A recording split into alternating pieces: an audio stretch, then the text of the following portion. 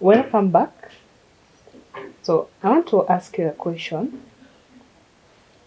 So how do you make an impact to your friends and family around you? Thank you for that question. I think the area that has affected me more, I think, is the family. Now, allow me to explain that because you see, sometimes family feels that the deaf, they're not kind of, let me use the term useless for lack of a better word. Because when I was growing up, I used to love reading and I knew, my future was bright. And I used to ask my family, for support. But when I became deaf, my family was wondering you know, how can a deaf person, have a bright future? They didn't see because I wanted to become a doctor. Others, my siblings, had very good ambitions.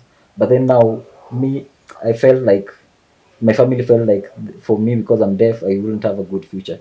So it is impossible. It is important that we feel the deaf are allowed to feel equal as others, and nothing is impossible for us. Also, with my friends, sometimes you see, I loved. I have a friend, my best friend, that he loves me. He's loved me for very many years, and I've loved him too, because we always interact together. There's no gossip, never listens to what other people are saying, but he always exchange ideas, and he's even learned sign language and helped spread the sign language. It is also important that when you have a friend, that first you love yourself and then love your friends, and through that you'll develop your friendship more. Also, number three, the society now. The deaf and the hearing, we should help each other because your life is not as different as my life. Ignorance should be something that is not there, and it adds no value, especially to the society. But politics as well, we enjoy politics, we enjoy football. Even going to the club, maybe we can go to the club, we interact and make fun and jokes.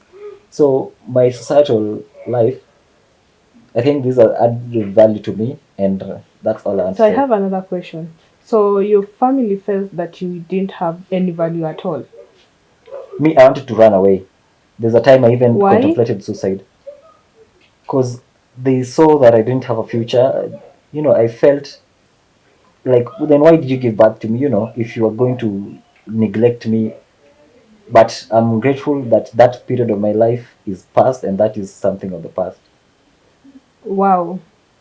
I see that it wasn't easy with your family, but now, how is your relationship with your family? Are they supporting you?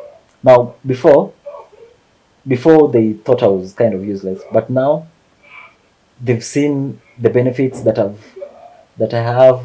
You see, through the commission appointments, they've seen how I've grown, and now sometimes they call me, they want me back to school, but now I've continued my life. You see, I can't look back and start going back to that again. Yes, my family supports me. They also,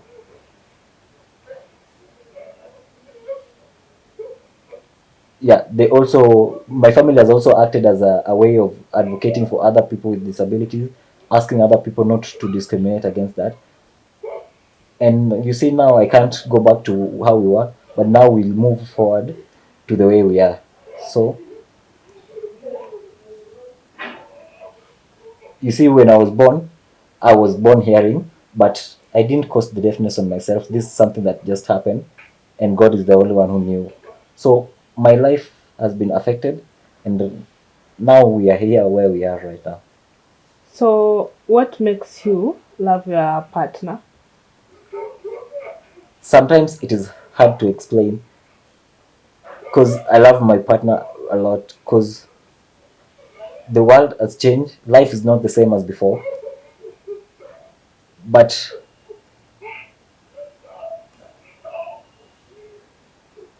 I can't explain that right now, but maybe in future I might Why don't you want to expect, explain it better? because I think if I start talking about my life, I can't stop. There's a lot to say. There's a lot, many things. I don't want to, to get into that right now. Okay, that's no problem. Uh, Now the biggest challenge in my life right now is accessibility. Now, for example, when I come to an office, I need to maybe make an application, but the office says I myself must bring an interpreter, and that, they say I have to bring my own interpreter and they can't offer that for me. So that makes achieving my goals, become a very tiresome thing. For example, maybe another instance is I've gone to a hospital. They don't know sign language. They don't know how to communicate. The doctor is wondering, how will I communicate with this person? So we start writing. But you see, when communication, the doctors, the handwriting, I can't read that. It becomes a challenge. Sometimes they give me medicine. I'm wondering, if is it right, is it fake? Because that's also a risk. Also, sometimes accessing the, hearing society, trying to interact with them, become, you know, has become a challenge. Because when you're with the hearing, all they do is talk, talk, talk, talk, talk, talk. Now, because I can't talk, now that becomes, a bit of a challenge. So accessibility is the biggest problem.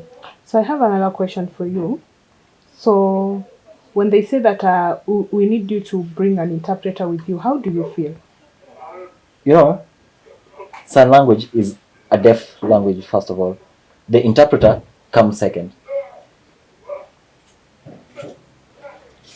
So when they say I must get an interpreter, then that becomes a very, I feel very bad, because themselves, I think, feel like the officials should themselves employ an interpreter. Then people will have no worry, and you know, inclusion will be something easy, and accessibility will be easy for all.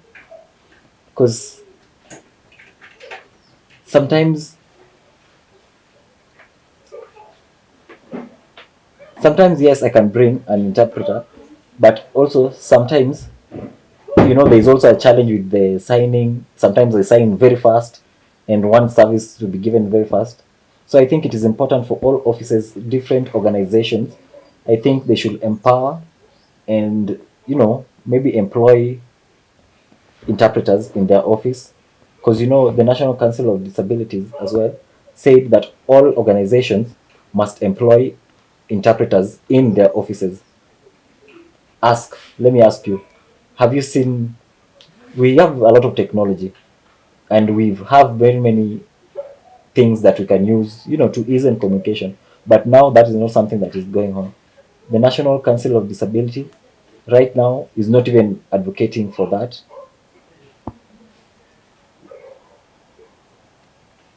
So it makes it a very big challenge. So I hope that the government will make sure that in all organizations, when they see, a challenge, then they employ a person who is deaf, and then the interpreter comes second.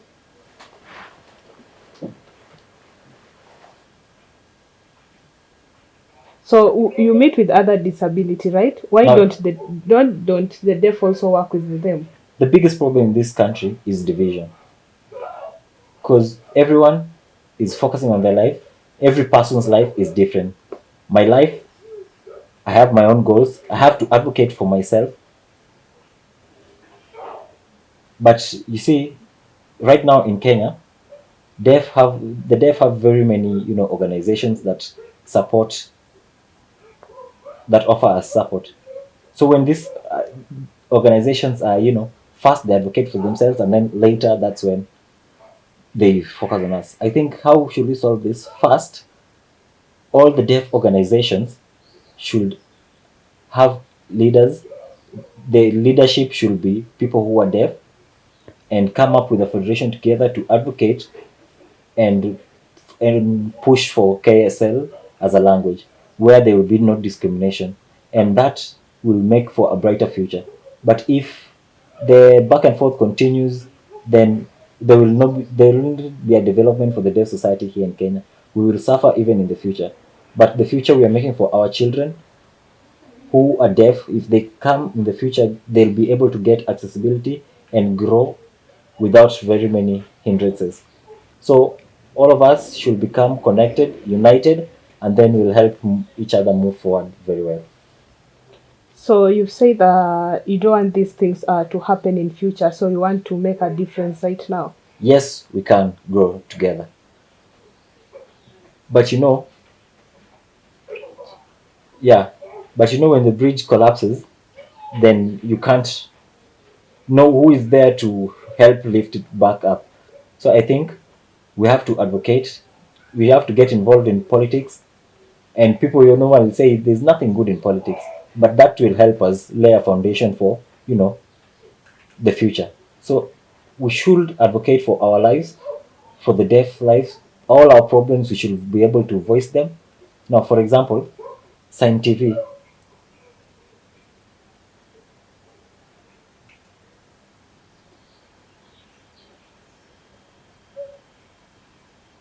Yeah, for example, you see the challenges we've had with interpreters before and stuff like that, but now you've seen it has come back and it is better. So some some deaf have interpreters who are their friends. That's true. Some have none, and that makes it now a communication. And now there's no foundation, for us to move forward.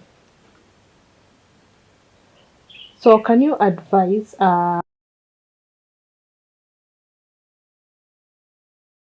What I can advise people, and the deaf specifically, number one, let's come together and work as one team. Number two,